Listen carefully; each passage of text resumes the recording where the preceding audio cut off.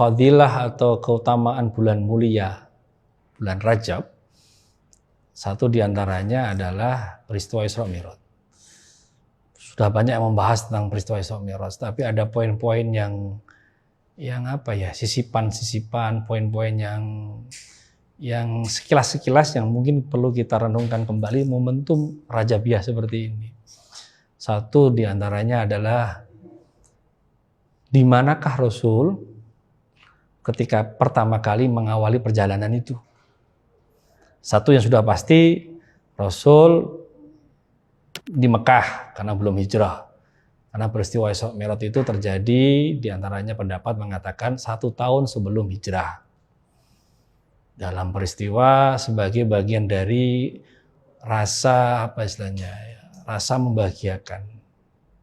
Jadi gini, di antara faktor peristiwa Isra Mi'raj terjadi itu tidak bisa lepas dari faktor kesedihan Rasul ditinggalkan oleh 2 orang utama yang membela dakwah Rasulullah. Rasul punya paman yang istimewa, Abu Thalib, yang wafat di tahun 9 atau tahun 10 kenabian. Rasul punya istri yang sangat istimewa, Siti Khadijah Al-Kubra, yang juga wafat di tahun itu, sehingga kesedihan memuncak dalam diri Rasul. Dengan kesedihan itulah Rasul kemudian ingin berusaha membahagiakan dirinya dengan berdakwah ke Taif. Tapi kita tahu Rasul gagal di sana, disakiti bahkan oleh warga Taif, sehingga kemudian muncul satu peristiwa Isra Mi'raj yang tidak lain dan tidak bukan adalah menjadi bagian dari tasliyah, rasa menghibur yang diberikan oleh Allah kepada kekasihnya Rasulullah SAW. Ini catatan yang terpenting. Jadi peristiwa Isra Mi'raj tidak adalah bagian dari cara Allah menghibur Rasulullah. Peristiwa Isra Mi'raj adalah menjadi bagian dari cara Allah ingin menyenangkan hati Rasulullah dari kegelisahan hidupnya saat itu. Ini bisa kita ambil hikmah bahwa ya kadang kalau kita lagi sumpek itu ya perlu jalan-jalan itu lah.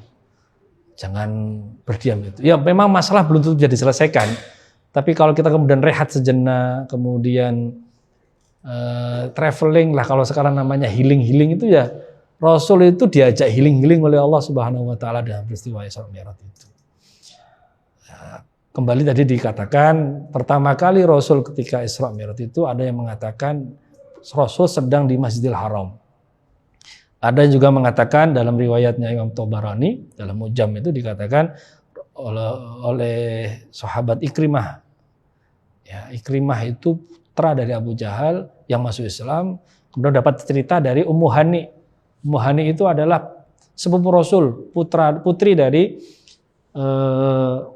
Abu Thalib. Ummu Hani menceritakan bahwa Rasul ketika Isra Mi'raj itu ya dari rumahku. Jadi itu yang di antara yang masyhur dalam berbagai buku cerita dikatakan, buku riwayat dikatakan seperti itu.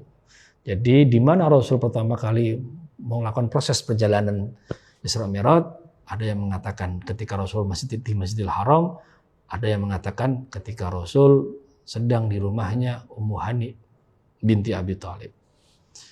Kemudian peristiwa-peristiwa dalam Isra Mi'raj banyak yang kita bisa ambil pelajaran. Satu diantaranya adalah dalam perjalanan itu Rasul dari Makkatul Mukarramah, Masjidil Haram ke Masjidil Aqsa di Palestina mendapati penglihatan, vision ya, penglihatan tentang peristiwa-peristiwa perilaku manusia.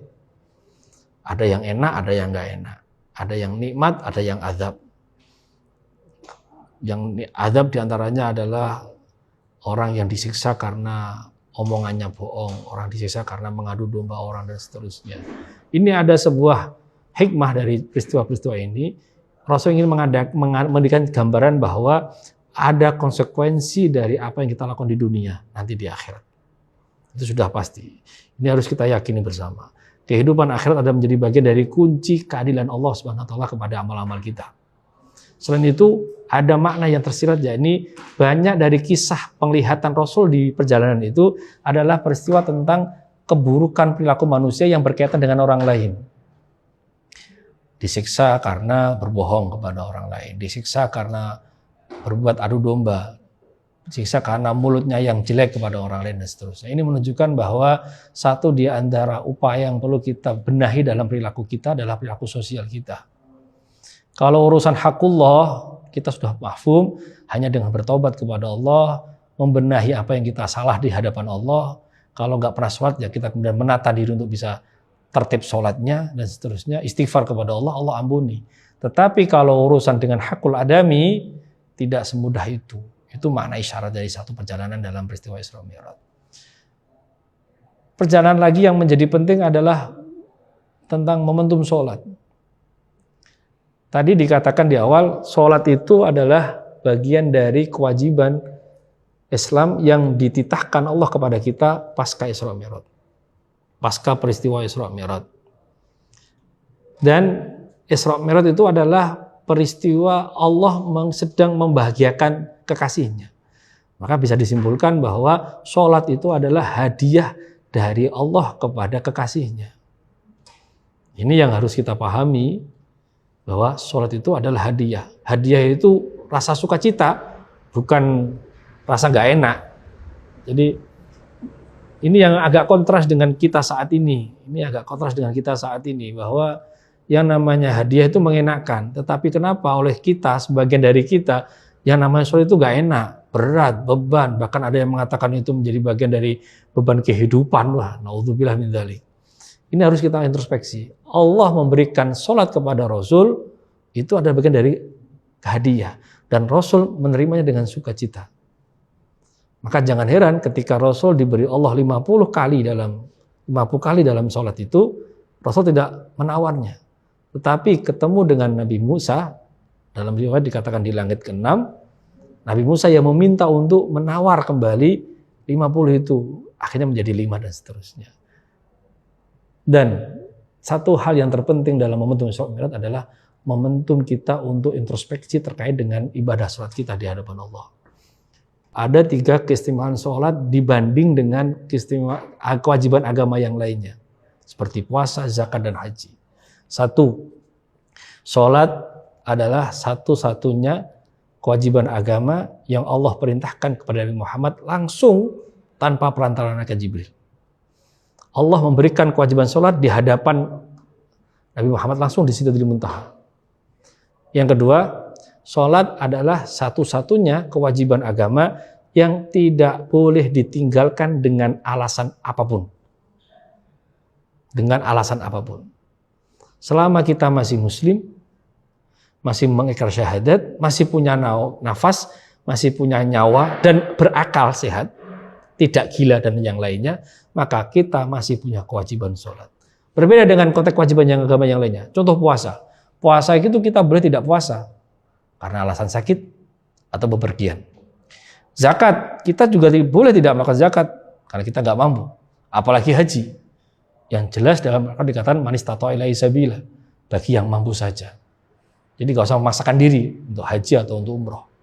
Tetapi sholat tidak ada kata-kata itu. Tidak ada toleransi bagi siapapun untuk boleh meninggalkan sholat. Yang ditoleransi oleh agama adalah caranya saja. Kalau nggak bisa berdiri, duduk, nggak bisa duduk, berbaring, dan seterusnya. Kalau perjalanan capek, ya dikosor 2 rakaat, yang 4 jadi 2, dan seterusnya. Inti dari ini adalah kita diminta oleh Allah jangan melepaskan diri kita jauh dari Allah Subhanahu wa Ta'ala. Jadi meskipun sekarang masih terasa berat itu sholat, tapi jalankanlah semata-mata menjadi bagian dari cara kita menyambung koneksi ruhaniyah kita dengan Allah Subhanahu wa Ta'ala. Maka syukurilah bagi kita yang masih merasa berat untuk sholat, tapi tetap mau menjalankan sholatnya. Meskipun belum bisa khusyuk. Setidaknya waktu yang kita lakukan untuk sholat, meskipun hanya sekedar 5 menit, itu adalah 5 menit yang paling istimewa dalam kehidupan kita. Karena kita sedang bersambung dengan Allah Subhanahu wa Ta'ala. Aqimis sholata li dzikri. Allah mengatakan seperti itu. Dirikanlah sholat untuk mengingatku. 5 menit itu adalah waktu yang paling istimewa dalam kehidupan kita. Karena di waktu itulah kita sedang mengingat Allah Subhanahu wa Ta'ala. Dengan kapasitas kita yang masih terbatas seperti ini. Dan keistimewaan sholat yang lain yang ketiga adalah sholat adalah amal kewajiban yang paling nyata dalam perilaku keagamaan kita. Orang tahu kita muslim bukan karena kita puasanya, bukan karena kita zakatnya, bukan karena kita haji. Karena orang haji itu tahu tidaknya ya tergantung orangnya kalau mau ngomong. Puasa juga sama, belum tentu orang yang ikut sahur dia paginya berpuasa, atau orang yang ikut berbuka puasa paginya adalah berpuasa. Tidak bisa dijamin seperti itu. Tapi kalau orang sudah menjalankan sholat 5 waktu, atau satu sholat pun dalam 5 waktu itu menghadap kiblat, sujud, rukuk sebagaimana yang diajarkan oleh Rasul, sudah pasti orang akan mengenal bahwa dia adalah orang muslim. Maka sekali lagi, momentum Rajabiyah, momentum Isra Mi'raj adalah momentum selain untuk memuliakan bulannya Allah Subhanahu wa taala, juga untuk momentum muhasabah tentang satu kewajiban agama yang mutlak yang harus kita jalankan sebagai bagian dari bukti keislaman kita kepada Allah Subhanahu wa taala.